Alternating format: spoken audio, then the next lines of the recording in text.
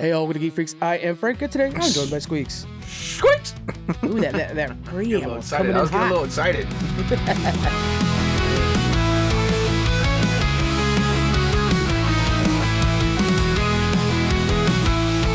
It's been a couple weeks since we've actually been able to do a regular recording like this because we have double cons, but we are back in studios. By studios, we mean places that we store too many action figures. Squeaks, you were at that first con over at CCS, or second con, I should say. How was your time at the con? And you were actually able to host one of the panels. How was that like? Yeah, I had a great time. I enjoyed that experience of hosting the panel. It was the first time doing something like that. I enjoyed it, and I see myself wanting to do it again and just get better at it for sure. But CCS, yes. I enjoy seeing the individuals that come out with their video games and building it from scratch and seeing what imagination they could create. What's kind of wild sometimes is that some of these games are just developed by one person. Oh, And yeah. to see what they do with that, with lack of help, is just phenomenal. And besides just video games, again, I have to get my hands on this, but there was a couple TCGs out there, and I played one. That's gonna hurt. Is Got it the name? C's Gilded Treasure? No, It's the other one? Okay. Yeah. But anyway, I had a great time with it. They follow us on I see what you Instagram, did so I'll there. tell you the I name. see what I you did forgot. there. I'm sorry. Yeah. Had a great time with it, and just the way that he was able to kind of put two types of feels of games into one was pretty awesome, and I enjoyed it a lot. So yeah, that was great. What'd you think of both of them? I mean, you were at the Rancho Cordova one, correct? Yeah, they were both really good. One thing I got to say about CCS is like, we've been going since 2021. It's a much smaller con then, and just watching it grow this whole time. Like, I think the numbers show it, but also just when you're there, you can tell like, oh, this is the biggest this thing's ever been. Yeah. Obviously the venue's upgraded twice now since we've been going, and already hearing what's going to be coming next year is it's going to get even bigger. And there's some touches that to make things look more professional, more booth like. All these things are going to be implemented. So, yeah, pretty excited about CCS. And then with Awesome. the Gamer Expo over at Rancho Cordova, it's just nice to do something that's for the kids. It's for raising money for their after school program for the collegiate esports. So it's good to do something good like that and feel good about yourself a little bit. And then also tell everybody to come listen to Geek Freaks. Always fun. Yeah. Our question of the week. To me, I was going through some Star Wars stuff, and I came across the prequel poster that had Anakin on there. Man, it's infamous poster. Shows Anakin walking on Tatooine, and you see the shadow of Darth Vader. And it took me back to the moment when I remember when I first saw that. Like, I knew about Star Wars because I'd watch it at my grandparents' house. But then seeing that poster, I was like, I need to know everything about Star Wars. And then got excited about the movie coming out and all stuff like that.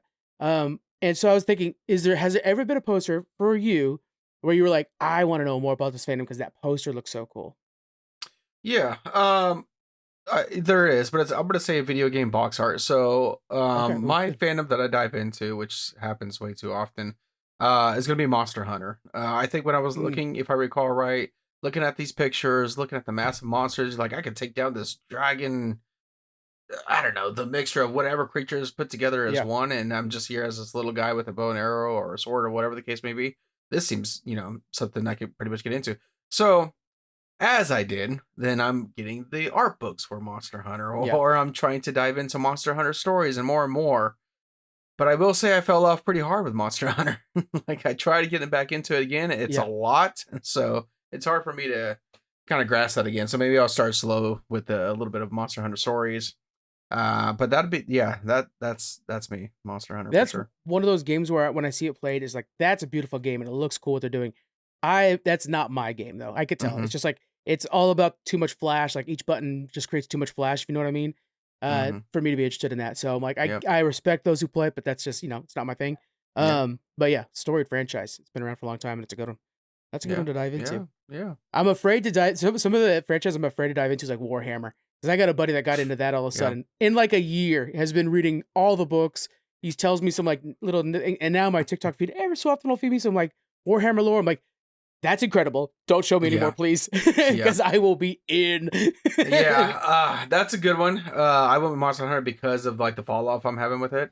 But Warhammer for sure. Space Marine is phenomenal. I do have multiple novels of the heresies.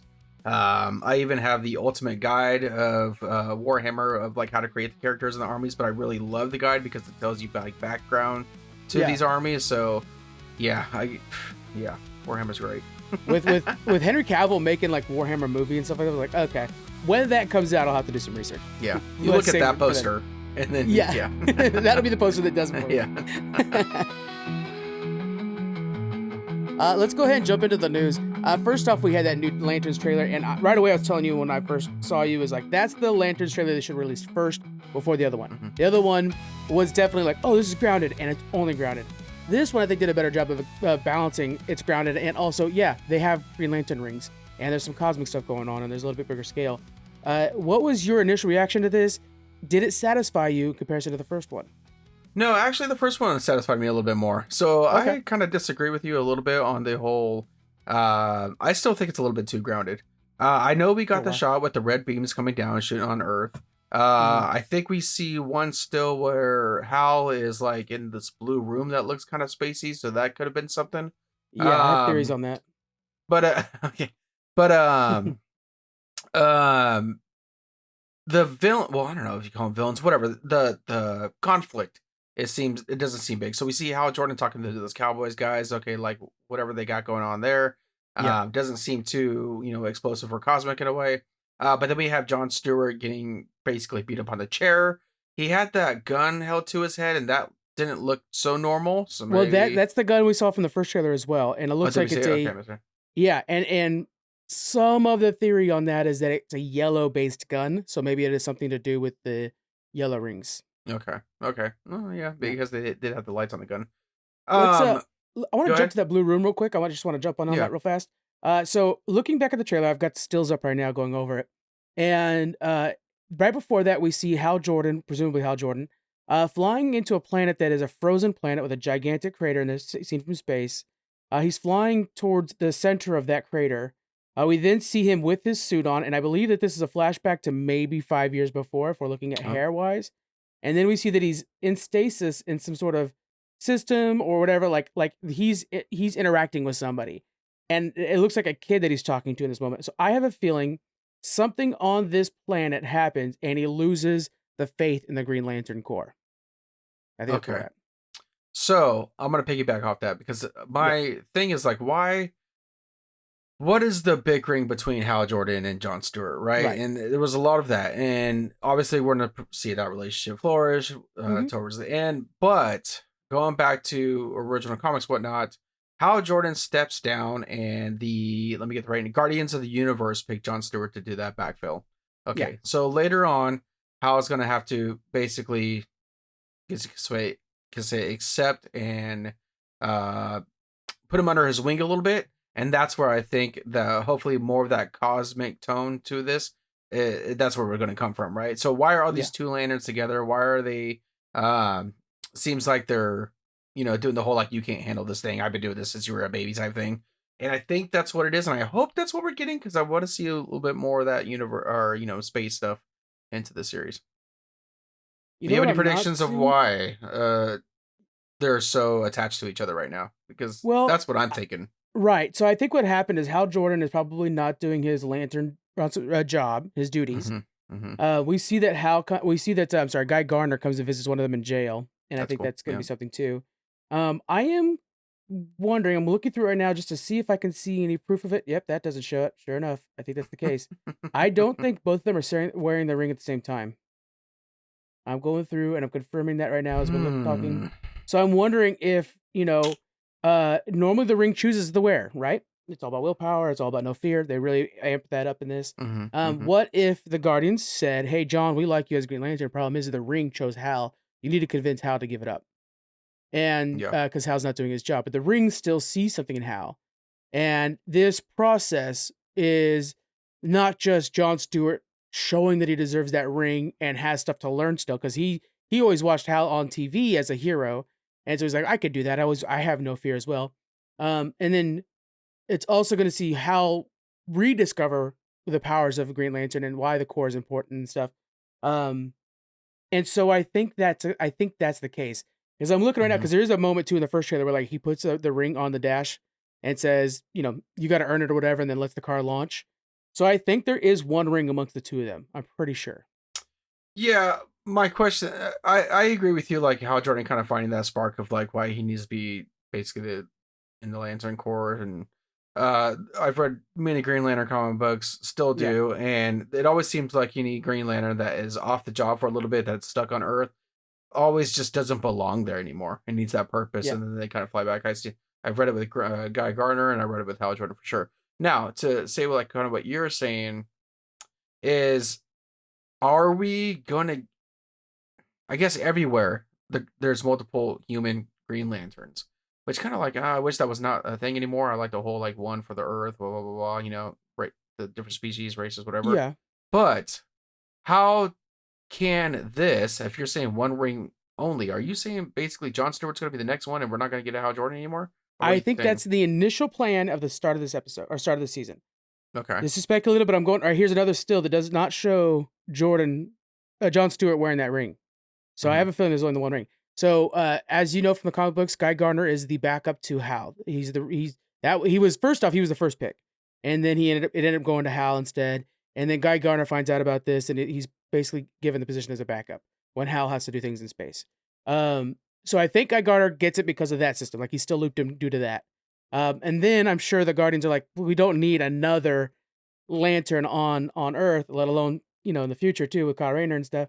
And Yeah. so they're gonna say you got to get it from him. That's what I'm presuming.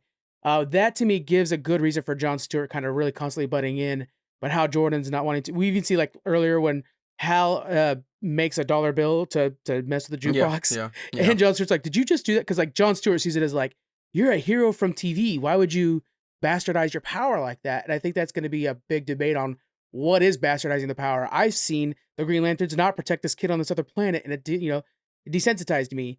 And you just see it as like something that was really cool on a Sunday morning cartoon kind of thing. Like you Yeah. don't know what the Green Lantern power is. Don't tell me what it is. I think Yeah. that's Yeah. the budding that we're gonna see is like what Yeah. is the morality of Green Lanterns?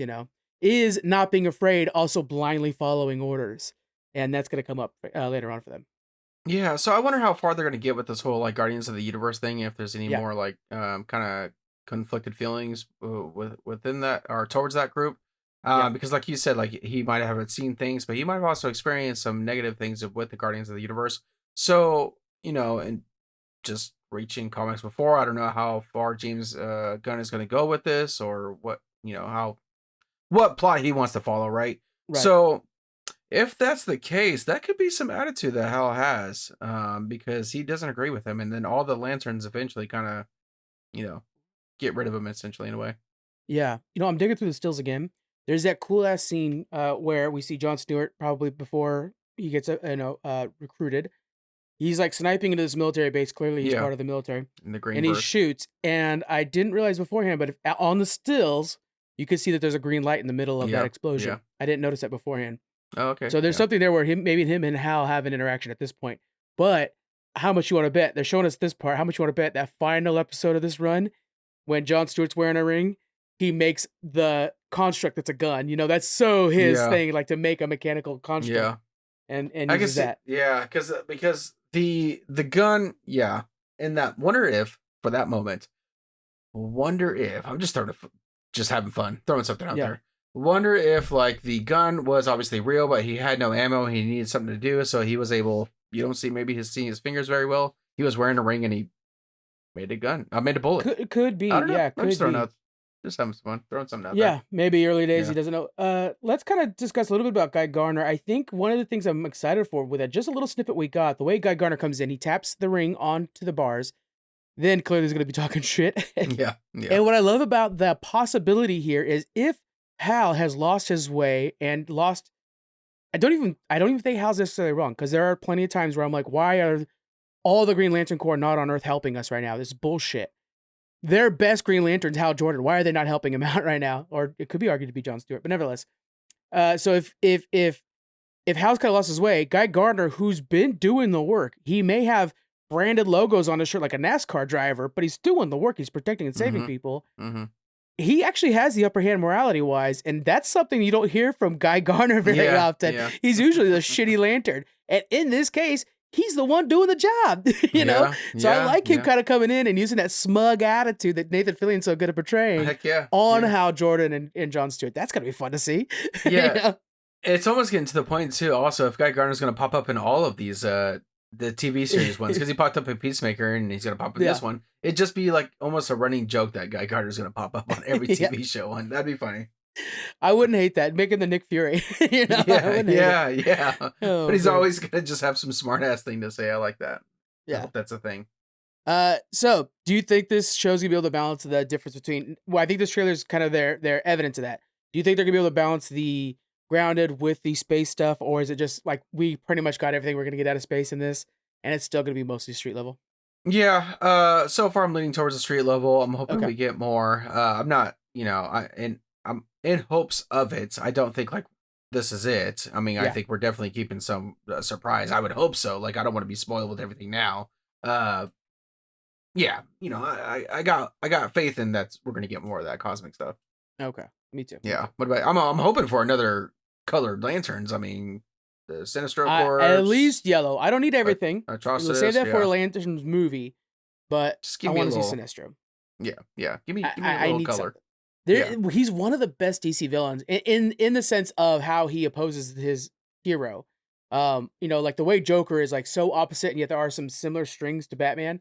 Sinestro being a fallen Green Lantern is one of my favorite bits of him. Yeah. So Yeah. yeah, please show a little bit of that. Yeah. Maybe that's the reason that he, Hal lost his way or something. Yeah. Could be very interesting. Oh, yeah, it could be like a mentor thing left in a way. Yeah. Okay. Yep. That's a Yep. lot. Yeah. Yeah. Count Dooku leaving out Qui-Gon. Hell yeah. Yeah. Okay. Hmm. All right, next up we have this Westworld movie that just got announced. I am a big fan of Westworld. First movie came out in 1973, second one in 76 called Future World, and then we had the newer series. Now, I'm assuming you probably watched the newer series, right? The HBO series? Yes. Yeah. Did you watch the old movies at all? The two movies? No, I didn't know anything about Westworld until the series came out. See, I had been praising Westworld for a long time, wanting a remake of those movies, but then when they came out with the series, I was like, hell yeah, this works too. I love HBO. Mm. And that first season was really good, I thought. I mean, the final episode was basically where it all kicked off and where it really probably should have happened earlier. But fine, that works for me. Then obviously after that it got pretty bad, and man, I stuck it all the way through just because I love Westworld so much, and it was rough to watch. I am excited for this because I think it's exactly the guy they got for this. Let me kind of put a little framing on this. They got David Cope to do the writing on this. He's the one that wrote all the Planet of the Apes movies. And I'm like, perfect. Planet of the Apes is a 70s movie as well that they brought back, and it's even better now, I'll argue that. And so I think that's exactly what's going to happen here. Westworld, they're going to bring it back because the thing that Westworld does really well, that Planet of the Apes also does really well. And I'll say Jurassic Park does well because Jurassic Park and Westworld are actually in the same universe, written by Michael Crichton together. I'm dropping a lot on you. I'm sorry about that. I know we'll come back to all this. But they're big world-changing things going on, but the story stays small. We're just following Caesar, but yeah, apes are taking over everything. But we're just following Caesar for Planet of the Apes. Westworld, it's like all the parks are exploding, but we're just following this one cowboy, the rider, a robot, killing these two guys or chasing these two guys down. And like that, I love so much about Westworld. And I think that's what we're going to get out of this remake as well, because they got David Cope to do it. Yeah, Michael Crichton doing the books for Jurassic Park was just phenomenal. I mean the movie was a masterpiece on its own, but it was very different from it was pretty different from the books.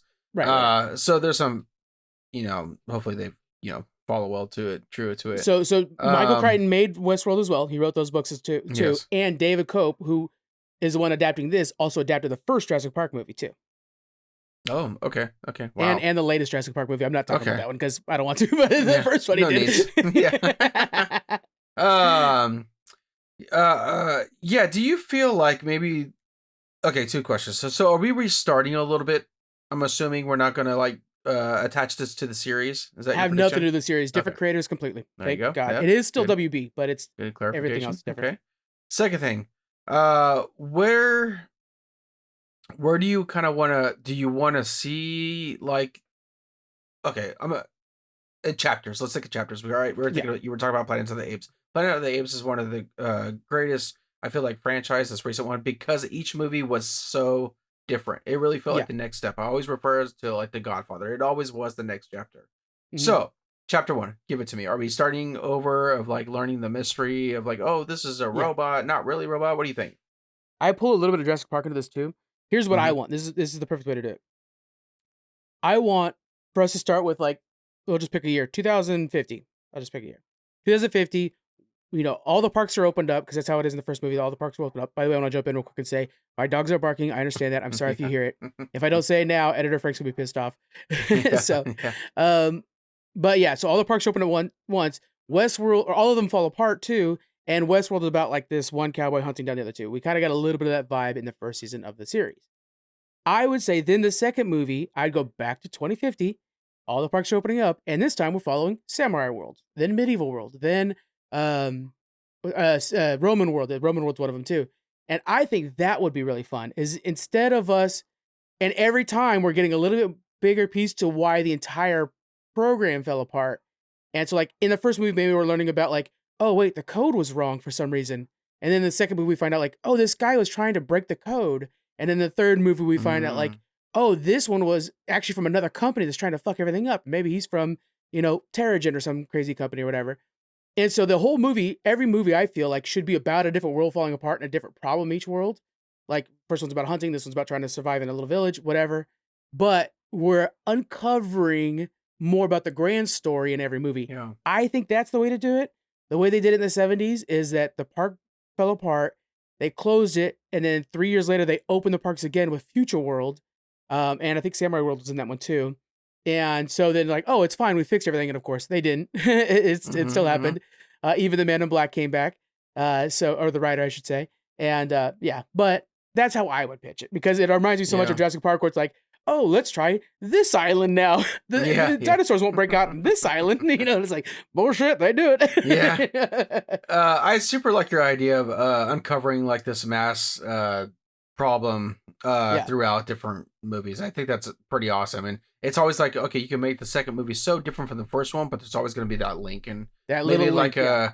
that like American Horror Story feel where every season's Yeah. different, but there's something tailored to each Or other. aliens and predators. I love how sometimes every time you watch a new alien or predator movie, it goes back to like, oh, there's these corporations fighting back on Earth. Like Mhm. always a little bit teaser back to Yeah, that. Yeah. yeah. Now, so what are if like they kind of play the Jurassic Park role? I know we're referencing this a lot.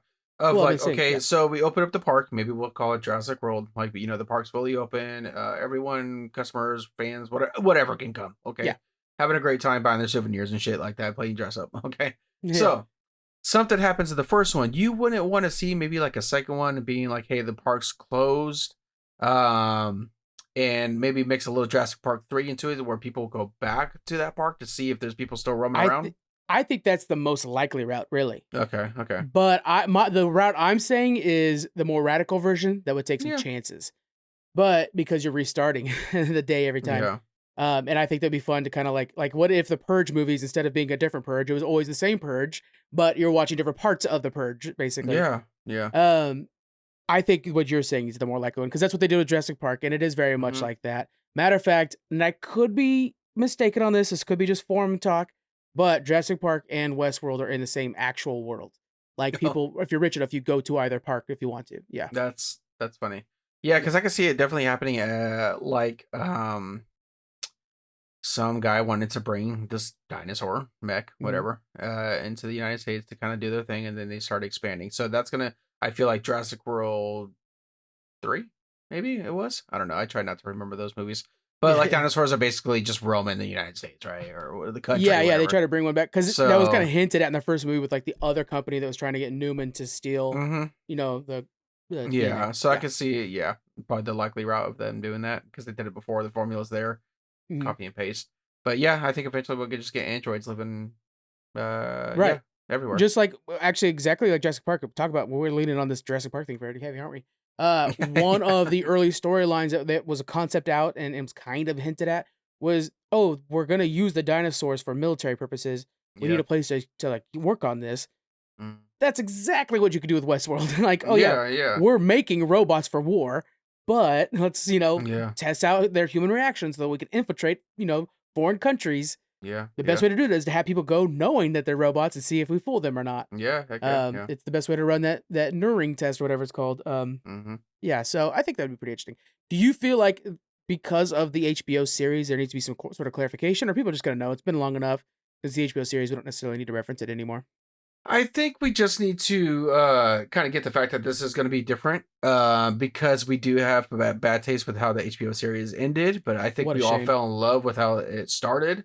Yeah. I thought it was phenomenal. So I think just clarification that it's going to be not uh, some attachment to this thing, and we're just kind of starting right with a movie series or a franchise Yeah. potentially instead of just something on I'm TV. looking forward to it, guys. It's if it's anything like the 70, like literally they could just remake the 73 movie, I'd be very happy. Very happy. Yeah. We got some additional information about Vision Quest and actual Crystal Lake. They both got release dates. Vision Quest is coming out October 14th, Crystal Lake on the 15th. So we got a lot of watching to do mid-October. I know Yeah. both those movies you're going to be watching.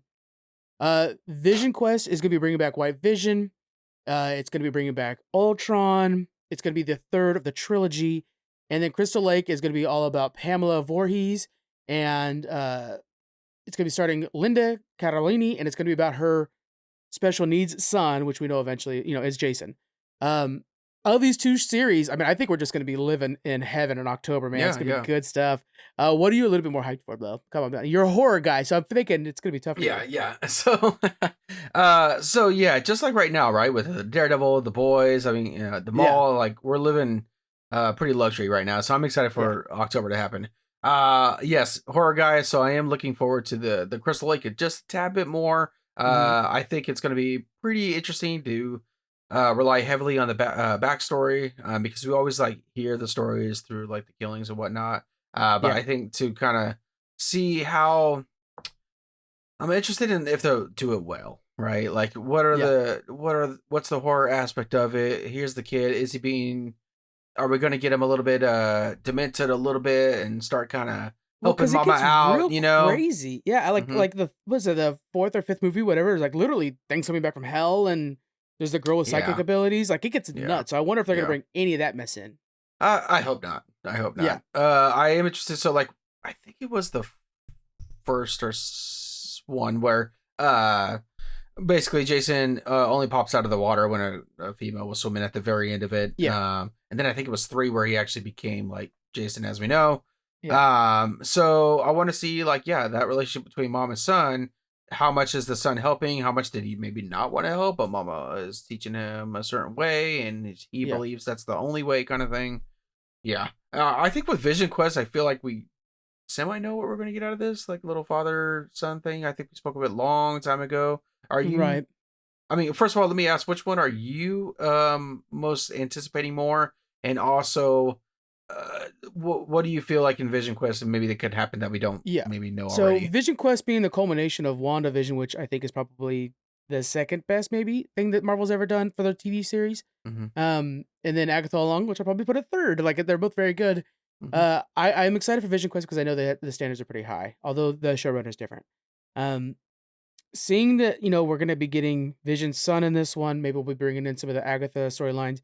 I would like for them to use Vision Quest to not only restore Vision to a full Avenger with his abilities coming back and stuff like that, but two other characters I want to use Vision Quest to restore. First off, Ultron. Ultron, I Mm, think, will just be a memory because we have Vision that's going to be accessing his own memory. And I think what Vision's going to do is actually create a family for himself, like we saw in the comic books. And he's like okay. he's Okay. like playing out the ideal, which is what WandaVision was, right? Mm-hmm. Um, but I would love to see him interacting with Ultron, who's constantly in the back of his mind, and then eventually we find a way for Ultron to escape that reality and actually join our reality again. Because he's too good of a villain and he's played by too good of an actor, James Spader, to not be out on the world again, out in the MCU. The Uh. other person I want back is Wanda herself. Mm-hmm. Let this be a way to confirm that she did not die in the end of Doctor Strange Yeah. and bring her back in full because she is too damn dope. If you don't believe me, watch Doomsday again, which I did recently. And I was like, yeah, she would have taken out Thanos if he did not use the full bombardment of his navy that he brought essentially to stop her. Mm-hmm. She was Yeah. that strong. I love her. Are you a little worried about? You made the comment about kind of like Vision, family memories, and with that creating his own family scenario. Yes. Are you a little worried about if they do something like that, it's gonna be too similar to what we saw already, and then that Vision Quest is basically just one Vision one and a half? Yeah, that's the tricky part, right? I can't remember her name. Goodness, and I'm so sorry. The one that made the first two, maybe it's not her, maybe it's I think it's Jake's, maybe, yeah. Anyways, the one that made the first two, I trusted that person. I don't know about this new person doing this one. because that one did such a good job with WandaVision, just taking us on such a journey. I love that show so much. Yeah. Yeah. But Paul Bettany, the way he talks about Vision Quest, it's got a lot of hope in it. And now he's one of those guys that has kind of this highfalutin way of looking at acting and storytelling. Yeah. The way Yeah. he's talking about Vision Quest, yes, it's his job to hype it up, but also there seems to be some real earnest passion about that project. And yeah, that alone has me interested in it. And just, it's touching back in with some characters that I really like in the MCU. And we're at a time now with Secret Wars coming up. It'd be good to get these guys back on the fighting field.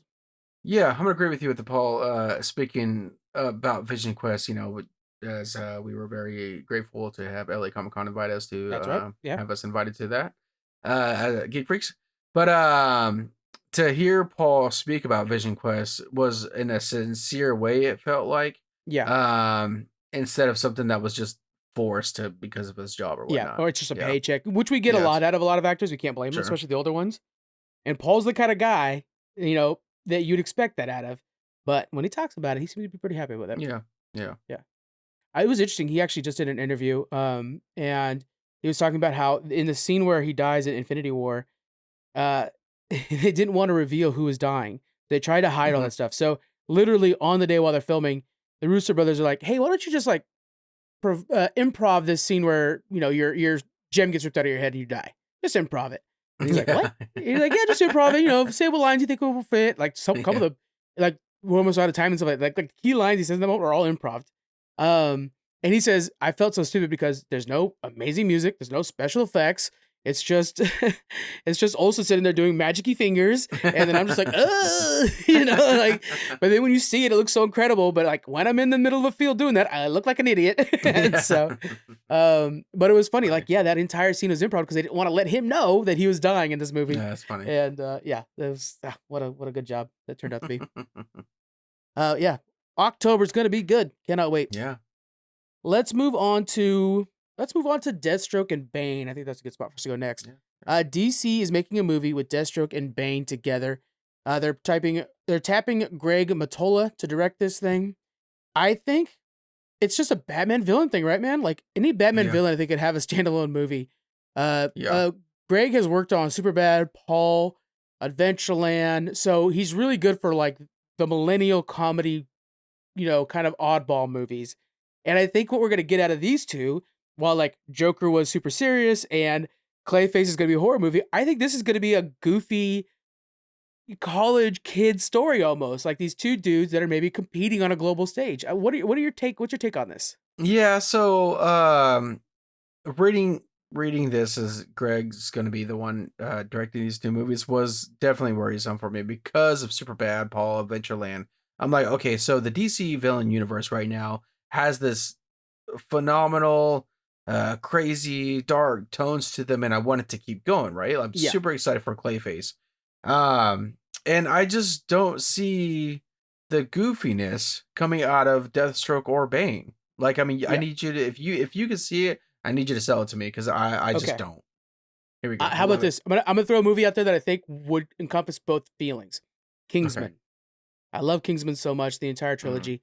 What if it's like Kingsman? What if some rich guy on one side hires Deathstroke to go kill Bane? And what if someone else hires Bane's gang to go kill Deathstroke? And so we're seeing these two go toe to toe. Eventually they realize it's the same rich guy, Penguin or whatever, and they go kill him together. That right there is the pitch. And it would be so funny to watch Bane and Deathstroke like going to blows and talking shit. If you remember Bane, I don't think he'll be this stupid, but I'm not talking about Bane from the Batman movies, but Bane from the Harley Quinn animated series is the funniest person on the entire series. And if they could kind of take a little bit of that, oh God, I'd be so happy, Yeah. There's potential here for something like that.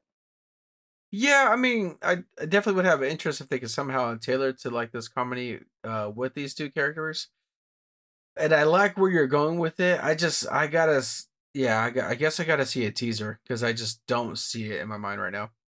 Yeah, it would help a lot to know the actors because you'd have to you have to find an actor that both feels like they're taking it seriously while knowing that they're being over the top just for the sake of being funny. That's a tough role to find, really. Yeah, and I love the tough comedy thing.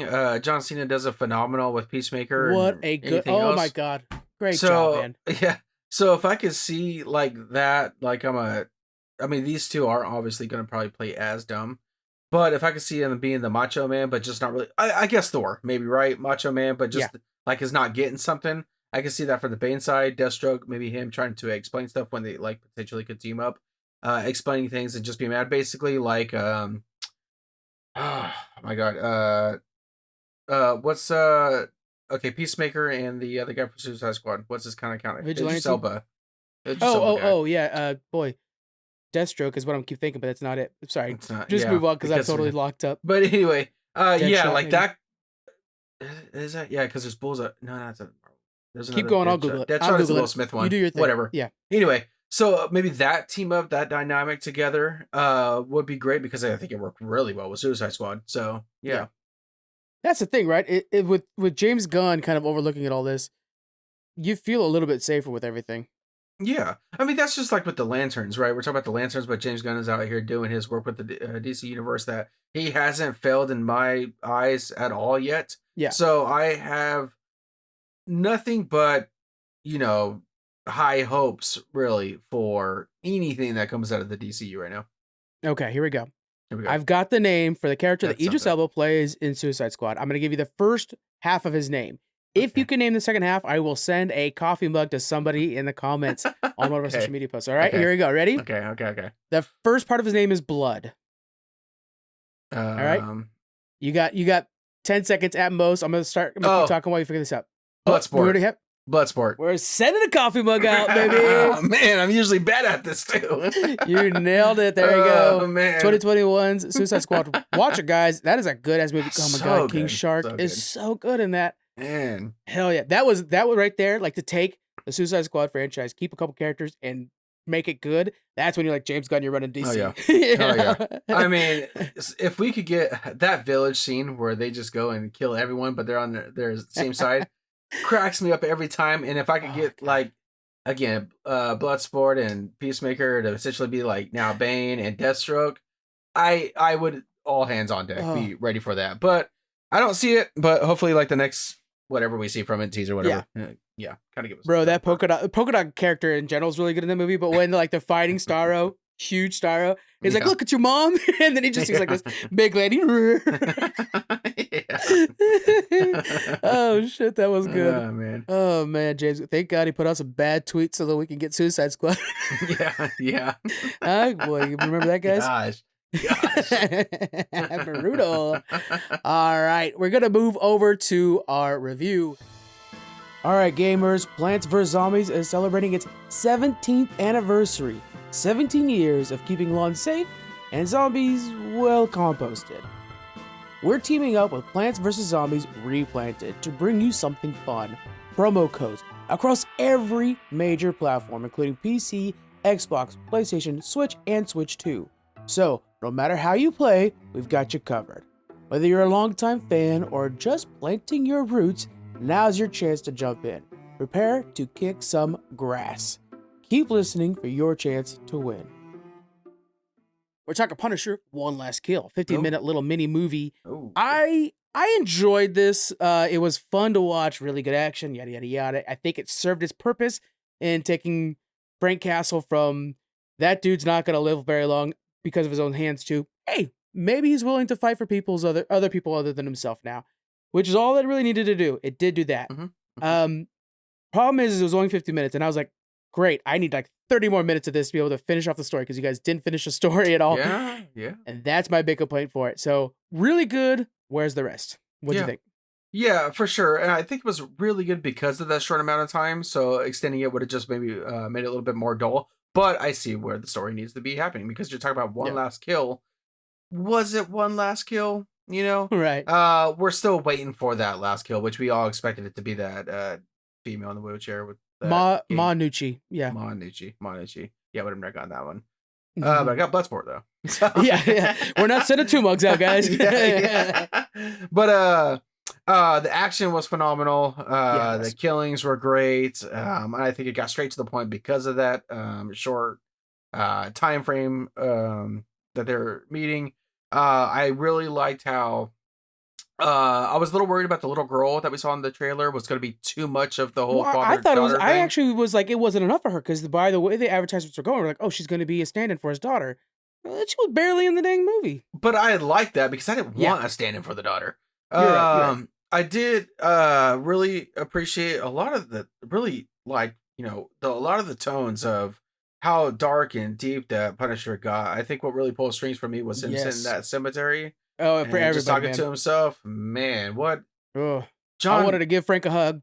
Man, That was yeah. rough. John Berthol, I always say his name John right. It's Bernthal. just Yep. yeah. Okay, sweet. There you go. Third bug. Is one of my favorite actors of all time ever since he dropped the Fury came out. And man, he just kills it. And I really liked how the daughter came up as kind of similar of a ghost feel, Well, to yeah. kind of wake him up a little bit. I thought that was well done. Yeah. I think one of the jobs of this movie was to take the family and especially his daughter from being a haunting presence into a supportive presence. Yeah. And Yeah. in the beginning, it was like, I mean, if anything was saving him, it was the vision of his daughter.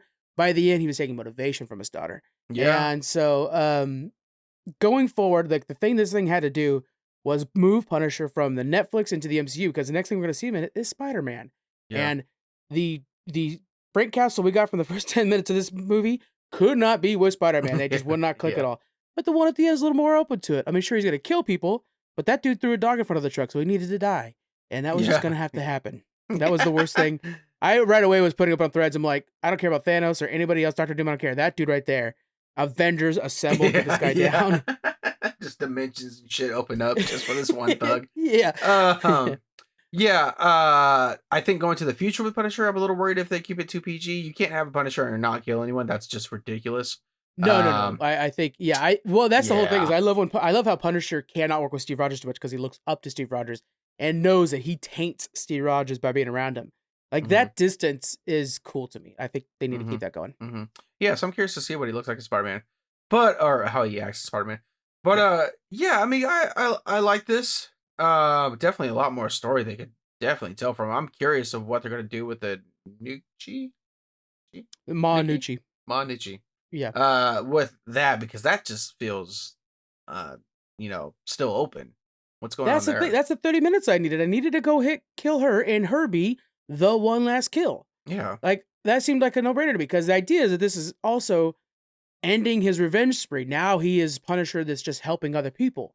But if you want to end your revenge spree, there's one more to go. That's the one last Yeah, kill. it's so weird because you even had that bodyguard with her that was flexing on him a little bit as they were talking, and where was that scene where it's like, okay, now I'm gonna get to this woman, Yeah. but I gotta break this guy's legs, like, yeah, it's weird. It's weird. I don't understand. Was it maybe just he didn't want to seek the revenge because he understood that he did something wrong by killing his her son, and he feels that pain Yeah. before? Maybe that's what it is. If we're pulling back and we're trying to be like overly film analytical, blah, blah, Yeah. blah, blah, blah, Yeah. you could see her as like a reflection of his own violence, right? She's Yeah. answering his violence with violence. And so if he keeps going back and forth, eventually someone's going to get revenge from Arnucci. He'll have to kill that person. It just keeps going back and forth. So if Yeah. he's like, okay, revenge done. I killed your family. You killed mine. If he could stop it there, and now he's only using his skills to get revenge for other people that can't get the revenge for themselves, like that homeless gentleman, that I could see where it makes sense. But also, you're just kind of like, one more bullet, bro. Yeah. Yeah. Yeah. Yeah, that's great. We scoring this thing? Let's score it. What do you think out of? You give us what we're scoring it out of. 10 what? I'm scoring it high. 10. Well, no, we got it. Hey, this is Geek Freaks, No, mother. I'm Okay. I'm not. I'm scoring it high though. But Okay. I love the pacing. It was short. It was jam packed. It was action. It didn't have to be super confusing or over the story. Like it was simple. Acting was phenomenal. I think I'm gonna give it a 8 out of 10. Fully not what I was saying when I was saying this is Geek Freaks. Oh, okay. Is it out of 10 what? 10 Oh, Punisher shirts, 10 guns, 10 dead dogs thrown at trucks. What is it out of? Wow, we're taking it dark with that last one. So let's do 10 dead dogs going in a truck. And you're going 10, or you're going 8 out of 10 dogs are being thrown in front of trucks. Out of Gotcha. 10 chihuahuas. Chihuahuas of all I things. want to be specific. I'm gonna go 7. I enjoyed it, but Okay. I felt like it was so incomplete that I felt like if you guys just filmed a little bit more, you guys would have had an actual movie on your hands. I do want them to do more special presentations though, because that the Werewolf by Midnight Werewolf by was Night, yeah. fantastic. Yeah, heck yeah. I'll take more of those. Yeah. But 7, I mean, that you can't complain. As like a little addition to the Daredevil thing, I think it worked really well too. And I'm even more hyped for Spider-Man than I was beforehand. Yeah, I like you said, I really hope they continue these special presentations. They're just a perfect amount of time to give us something really well done. Yeah. We're going to talk about our recommendations, the network stuff, but I want to do a new little segment where we touch in on what we've been promising. Are you ready for this? Dungeon Crawler Carl. You and me have both been getting into this, man. What? Okay. We're just going to give a quick status update on our adventures of Dungeon Crawler Carl. Okay. What chapter are you on? I think it's 7 now. He's basically out. He's he just started. The tutorial is over. The cat's talking, which is funny. I like that. Princess Donut, yeah. Yes. So that's where I'm at. I know you're a lot further. Or are you done? I'm on 24. Yeah. No, am I on 24 or am I on 40? I might be on 40. I have to see. That's a lot of chapters. Yeah. But I'm doing audiobook and you're not. Yeah. And I'm pleading to you once again, you need to be doing the audiobook because the voices are where it is at, man. Mm-hmm. I think we both had the same dislike in the beginning when it was explaining too much of the mechanics, correct? Yeah. Too much, yeah. It's too video gamey. Like, I get it. Let's go. You know. And my retort to you was that, like, if my mom were to read this book, she would need every bit of that. And I think, so there is an audience out there. Yes, for us it's a little repetitive, but it shifts out of that eventually, and then you're right off into it. Mm-hmm. Where you're at right now, what are they doing? Are they still with Malachi, or are they out on the road? Have they fought the llama yet? They left. Okay, it's funny that you said the llama because reading the book, there's a picture of a llama next to the chapter number. So without the spoilers, I haven't got to the llama yet, but they just ran across something, and the cat shot lasers out of her eyes. But I don't know what that something is when they look down. I'm assuming it's a llama. Yeah, it's a llama. I'll just say it right now. Yeah. But you're going to start to see like the bastardization of, I think I used that word twice, and that's a fancy word. Guess so be ready. But you're going to start to see how like they take things from our world and then change it a little bit to make it cool and a boss or whatever. Where I'm at, he has fought in multiple bosses at this point and just did a bigger boss. And I was telling Jonathan, like, man, even if you weren't like a video game player, the idea that he picks up this one item somewhere and you're like, ooh, how is this going to be useful in the future? That seems like it's very niche or something like that. Or like Malachi one time tells him, every boss has a weakness. You have to figure out what that weakness is. Just kind of pay attention more. So when you're reading these boss fights or reading these encounters, you're trying to pick up on those weaknesses as well as if you were playing the video game, or you're trying to figure out how could you use this weapon or this upgrade or this weird little utility spell to be beneficial to yourself. And then suddenly you're like, oh my God, I'm going to throw this out there for anybody who's listening. And again, I'm very early on, like putting down the throwing stars on a road so that the thing rolls over them. Like, holy shit, that's genius, and all of a sudden you're really excited about it. And you're like, oh, those do add up. It feels as if you are hearing your friend recount their time in a video game, but also in the grand scheme of things, have you found yourself wondering what are the mechanics of like the galaxy-wide government or how this is working outside of just a game? Have you found yourself wondering that yet? The only thing that's really like crossing my mind with this is basically a D&D with the Hunger Games. Yeah, 100%. So I think I think I'm just kind of like too early in it to even think of deeper than that, because that's all, at least for right now, is explained to me. Yeah. The whole television thing, everybody watches the stats, and very D&D like there. Obviously the television thing is kind of like the Hunger Games thing. It's a show.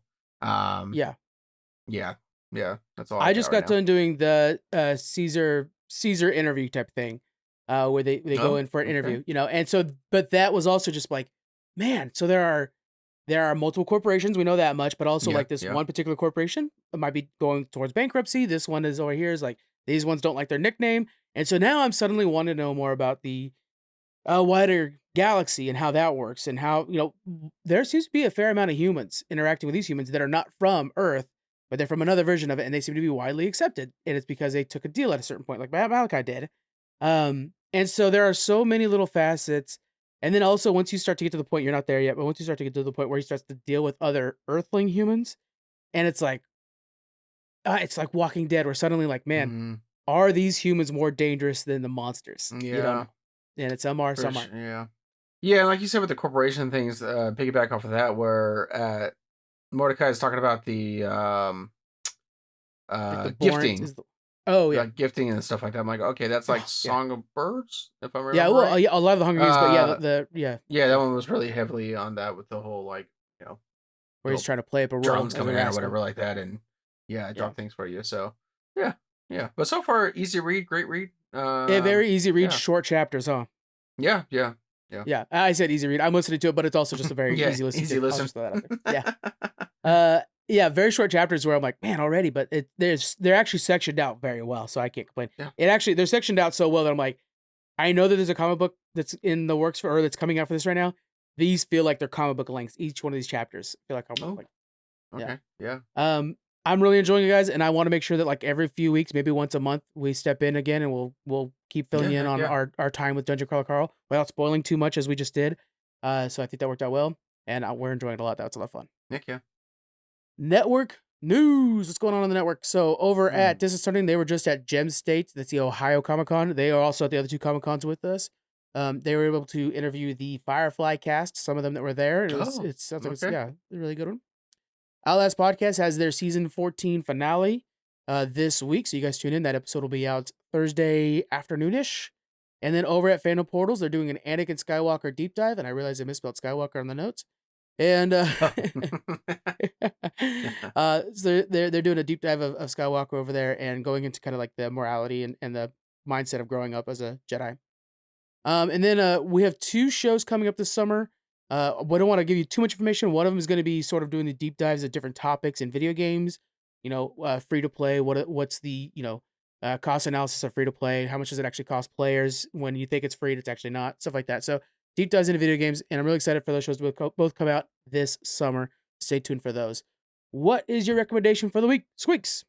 Yeah, yeah. So recommendation for the week is going to be a little game that's been advertised lately. It actually is releasing on the 19th, which is tomorrow for us recording right now. But if you got Yep. the maybe the Ultimate Edition, Premium Edition, whatever the case may be, we were able to play it already. And it's going to be Forza for Horizon 6. The Yeah. numbers kind of, I mean, speak for the Tempting. reviews. I know. I'm more of like a 9 out of 10 kind of guy, but it's Yeah. almost near perfect. The cars are so much like it is in real life. So I just got me a Yeah. Ram truck. Okay, it's a little upgraded like a TRX. But when I know what the inside of one of those look like. You open the door to it, and you're like, yeah, that's exactly what it looks like. So Yeah. I really like appreciate the insight and outs of how accurate these vehicles are. Um, sounds great. The music's good.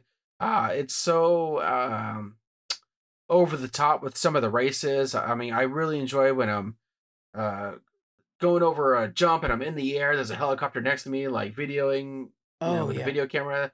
That I love. Like at one point, there was like a flyby with of jets going over me with the smoke coming in the back of him. So it definitely feels over the top. It looks beautiful, even in performance mode. I can't tell the quality of the image Mm. decreasing at all. Um, Well, are you playing it it's on a your lot of fun. Xbox, right? Yeah, playing on the Xbox. Okay. And this is the first time ever for a racing game. I actually had to Google what were the best some of like mechanic wise to like do certain turns or whatever I the case see. may be. So it feels like it's pretty darn realistic. So yeah, The last racing Horizon game 6. I liked was Forza 5. And I Okay. had only picked it up because, a lot of us in Discord in the Geek Freaks Discord were like talking about playing it. Like, yeah, what the hell, I don't want to miss out on the fun. Uh Hmm. Greatly enjoyed it. And that was like I think in Brazil, I think it took place. Was a lot of fun and it's kind of like, man, am I gonna get into another Forza game? Because that first one was so good, or that last one I Yeah. played. Are Yeah. you playing it on Game Pass? I paid for Or you that bought it? premium edition. Oh, So okay. I only had to pay for the upgrade fee, but yeah, I know I am aware that it'll be on Game Pass starting tomorrow. Yeah. So I might play it as well because Game Pass now is part of Nitro, a version of Game Pass. So if you guys have Discord Nitro, you're gonna have Game Pass your way as well. It's freely included. So check that out. Um, yeah, I might have to give that a play just Yeah, because you that'll be should. something nice to shut your brain off and play. Yeah, that's kind of why. That's what I loved about that first one. It was like sometimes I was just like exhausted or whatever. It's kind of like Sea of Thieves 2 where you just go sailing. And so I Yeah, was just like, oh, I see a race over here. Let me just no fast travel. Let me just cruise out there, yeah, and enjoy yeah. the drive. And in a world right now where I'm playing World of Warcraft, Resident Evil, it's Yeah, nice to just pick up a race car game and just kind of brain dump, just drive. yeah. So What's the setting for this one? Japan. Japan. Oh, Yeah, well, yeah. you just sold it. That hell yeah. Oh, Japan, Yeah. gorgeous. My recommendation is a double whammy for you guys. We have so much stuff coming out right now. Mandalorian and Grogu is going to be hitting theaters. We'll have a review for Geek Freaks on that, and we're going to have a review for the premiere of Spider Noir. That's going to be on Prime, and it's the reason I'm still paying the $2.99 for ad free after the boys. Oh, and we're going to have a review for the boys, which is coming out the Yeah. same day as this thing's coming out. Matter of fact, I'm probably Yeah. waiting up till midnight to be able to watch it. Mm-hmm. Yeah, so we got a thick game Geek Freaks coming up. That's why this one's going to keep it a little bit shorter than normal because we got a big boy coming to you guys next week. It's going to be fun. But yeah. Are you rewatching any Mandalorian to get ready for the movie? I haven't thought about that because there's so much good TV on right now, Yeah, and it's tough. like what you said something about a show that Westworld, that you Yeah. kind of just dive into everything for. Uh, I hate to say this, but I'm almost literally done with everything Walking Dead. I'm on the last Okay. season of the Daryl Dixon right now. Oh, So wow. don't talk crap on me, but I've watched all the other like No, Dead I'm not. Cities and whatever. Yeah. So Hey, yeah. I watched all the Uh mainline Walking Dead, which means I'm more of a fan than most people that started that series. very true, So, very true, yeah. very true. So I think maybe if I could somehow miraculously finish Daryl Dixon, Yeah. then I'll do that. But yeah. What about you? Are you rewatching the Mandos? I am. I'm gonna rewatch. Rewatching all the Mandos, which means I'm also rewatching some of the Boba because that's just how Disney likes to screw us over.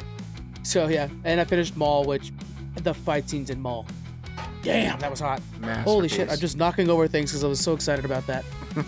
But yeah, and you were right when you were like Vader comes in. I'm like, oh yes, I needed that. Oh god, he comes in. Oh man. I know. Again, it's just a masterpiece. Speechless. That last episode. Damn. Oh man. All right, everybody. So yeah, we got our big geek for you guys next week, and we'll talk to you guys then. Bye. Bye.